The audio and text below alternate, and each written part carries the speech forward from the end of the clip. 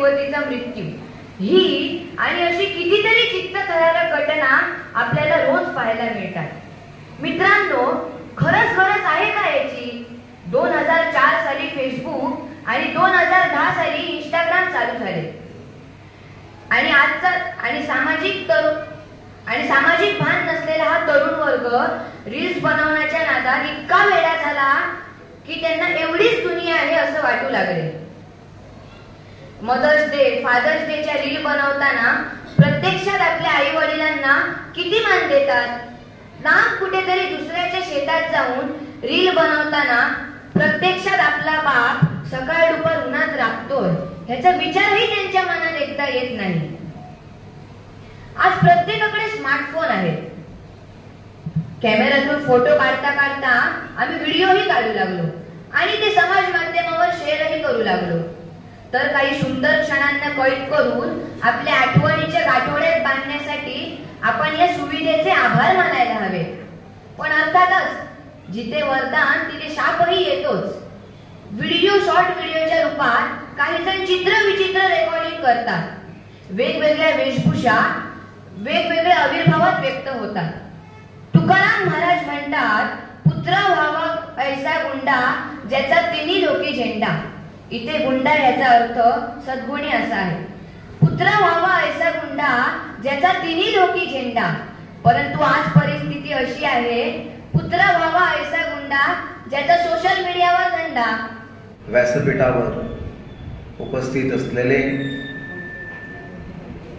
सिंधुदुर्गातील खास सावंतवाडीतून आलेले परीक्षक पाहुणे, सन्माननीय यश माधव सर, त्यानंतर व्यासपीठावर उपस्थित असलेले या हायस्कूलचे मुख्याध्यापक कांबळी सर, त्यांचे शिक्षक वर्ग, असे मित्र सुनील गावस सर, सुंदर निवेदन करणाऱ्या शिक्षिका, इथं उपस्थित असलेले अनेक विद्यालयातील ज्येष्ठ शिक्षक, जे स्पर्धक आहेत, ते एकूण 33 स्पर्धक या स्पर्धेमध्ये भाग घेतलेले आहेत. ते सर्व स्पर्धक, विद्यार्थी, आपण सर्वांना मी श्री दिलीप म्हणून वंदन करतो. आज एक स्तुत्य अशी स्पर्धा या ठिकाणी या स्कूलने आयोजित केलेली आहे. Rhetoric, the art of good speaking, ही जी कला आहे, या कलेच्या माध्यमातून ज्वलंत विषय या ठिकाणी मांडण्याची संधी विद्यार्थ्यांना दिलेली आहे. स्पर्धा म्हटल्याबरोबर काही प्रमाणात बक्षीस असतील, पण या हायस्कूलने जी संधी दिलेली आहे त्या संधीचं सोनं करावं अशी या ठिकाणी मी सर्व विद्यार्थ्यांना विनंती करतो. तर या ठिकाणी 2 गटामध्ये जी स्पर्धा झालेली आहे, लहान गट, समाज सुधारक बाबा आमटे आणि भक्तीचा मेळा पंढरीची वारी हे विषय घेऊन लहान गटातील विद्यार्थ्यांनी अतिशय उत्कृष्टपणे या ठिकाणी सादरीकरण केलेलं आहे. पण ज्यावेळी आपण भाषण करतो, कथा सांगतो, व्यासपीठावरून बोलत असतो, त्यावेळी साहित्यातले रस त्या ठिकाणी आले पाहिजे, त्याच्यावर तो निकष केला जातो. या ठिकाणी सरांनी अनिल सामंत सरांचा उल्लेख केलेला आहे. याही ठिकाणी आम्हाला असा आढळून आलं की त्यांची जी श्रेणी आहे त्या पद्धतीचे स्पर्धक 1-2 आम्हाला इथं भेटले आहे. कदाचित तेही भविष्यातील वक्ते म्हणून भूमंतकामध्ये वावरतील आणि त्याचं दृश्य किंवा त्याचं फलदृश्य या शाळेचं असेल, भगवती विद्यालयाचं असेल.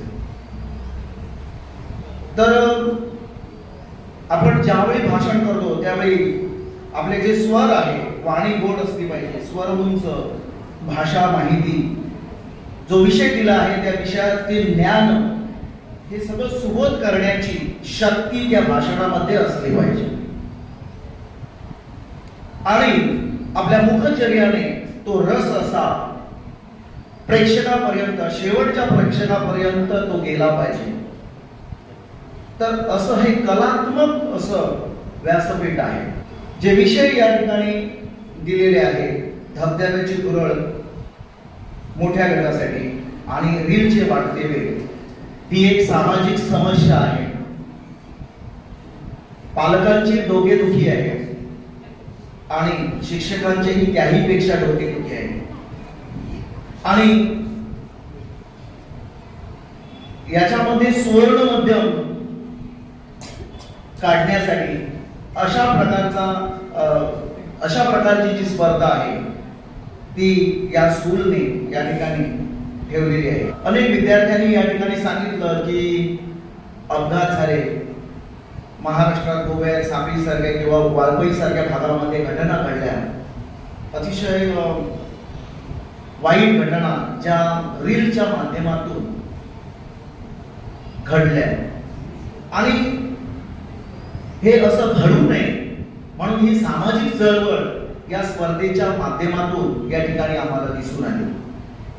लोकमान्य टिळकांनी त्यावेळी सामाजिक चळवळ घडवली, त्यावेळी देशाची निवड वेगळी होती आणि त्यावेळेच जे समाज सुधारणेचं जे काम होतं, समाज बांधणीचं जे काम होतं, ते सणांच्या माध्यमातून किंवा समाजातील घटकांना शिक्षित करून, एकत्रित करून परक्याविरुद्ध आवाज उठवण्यासाठी, नवे स्वराज्याची निर्मिती करण्यासाठी होते.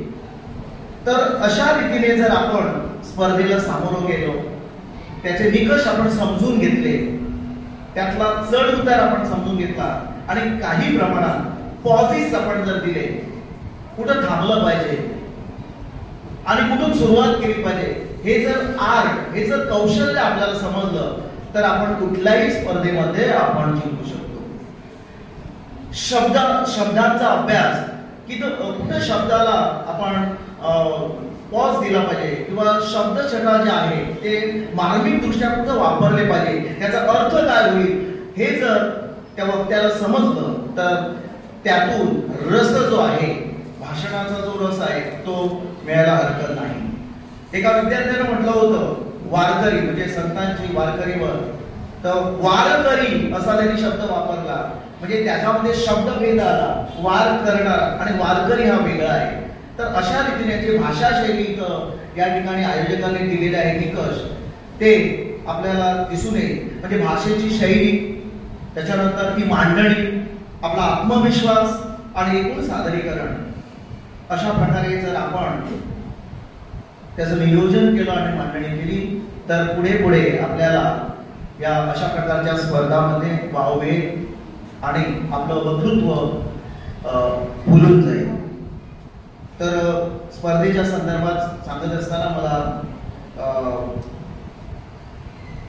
हे निकष सांगावेसे वाटले.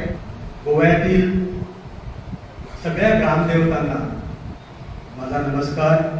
आज मला तुमच्या समोर आजच्या झालेल्या स्पर्धेबद्दल संबोधन करण्याची संधी दिलेली आहे, त्याबद्दल व्यासपीठ आणि माझ्या मित्रांनो तुम्हालाही खूप खूप धन्यवाद. संबोधन करण्यासाठी सुरुवात करतोय. महाराष्ट्राचं आराध्य दैवत आई तुळजाभवानी सह्याद्रीच्या कड्याकोपऱ्यातून मावळ्यांना एकत्रित करून हिंदवी स्वराज्याची धुरा सांभाळणे छत्रपती शिवाजी महाराज, वाघाच्या जबड्यात घालून हात मोजणे दात ही जात मराठी, शंभू महाराज, आई जिजाऊ, ज्यांनी भारताचं संविधान लिहिलंय असे थोर डॉक्टर बाबासाहेब आंबेडकर,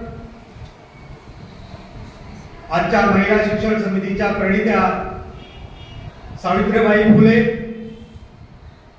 थोर समाजसेवक ज्योतिबा फुले, मान्यवर व्यासपीठ, आज भगवती हायस्कूलने मला प्रमुख पाहुणे म्हणून इथे आमंत्रित केलं. लोकमान्य टिळक जयंती निमित्त त्याबद्दल त्यांचे खूप खूप आभार. मित्र,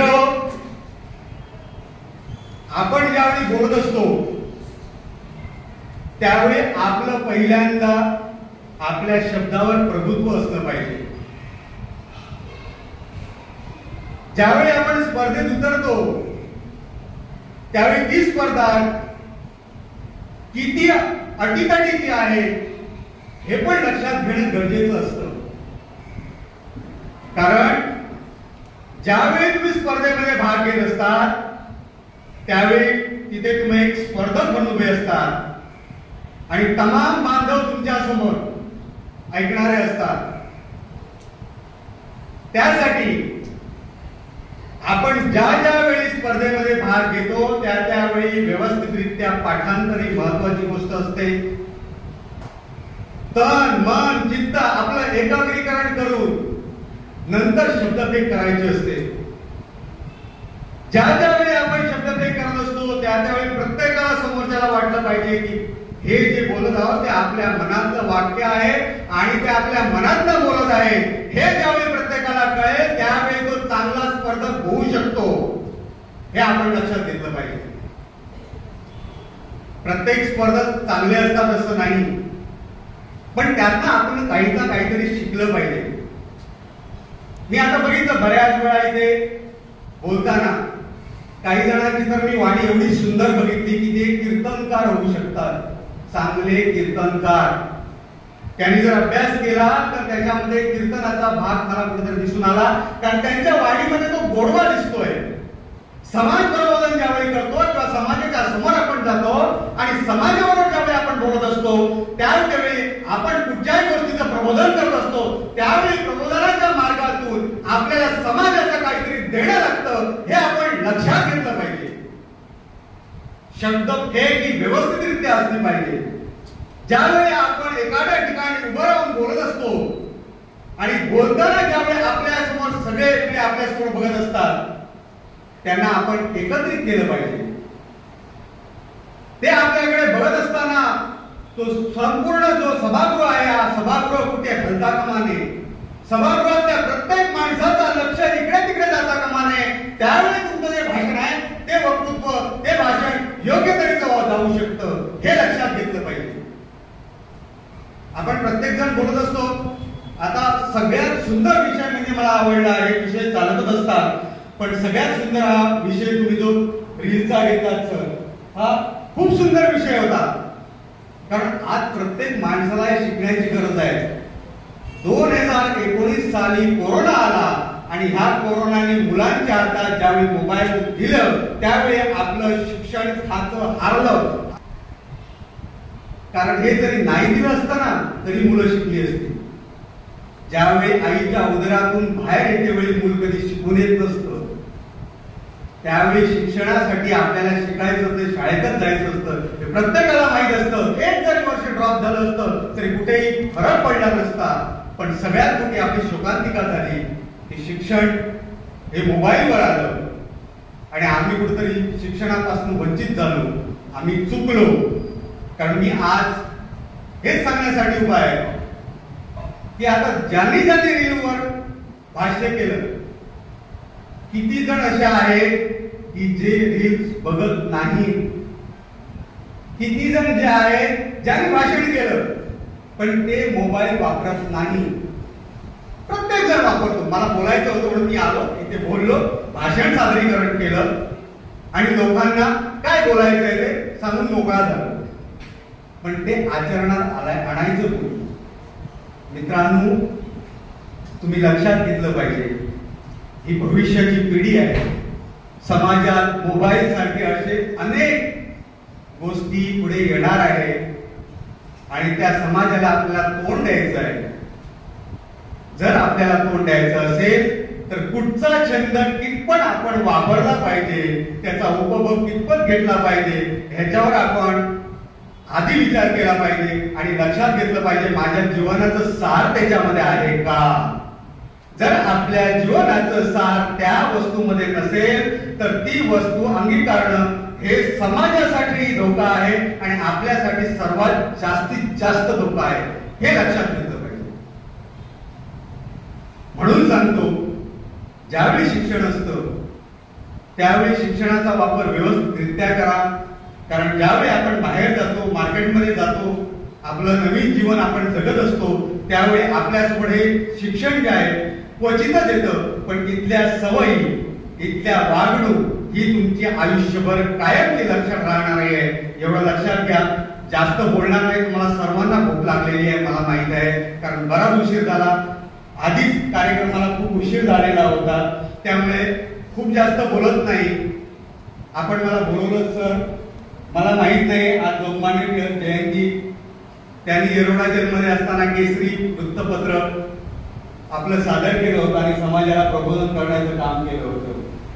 त्या निमित्ताने तुम्ही मला वाटतंय पत्रकार म्हणून मला एकाला संधी दिली, त्याबद्दल तुमचे खूप खूप आभार. 2 मिनिटं बोलायला दिल्याबद्दल खूप खूप आभार.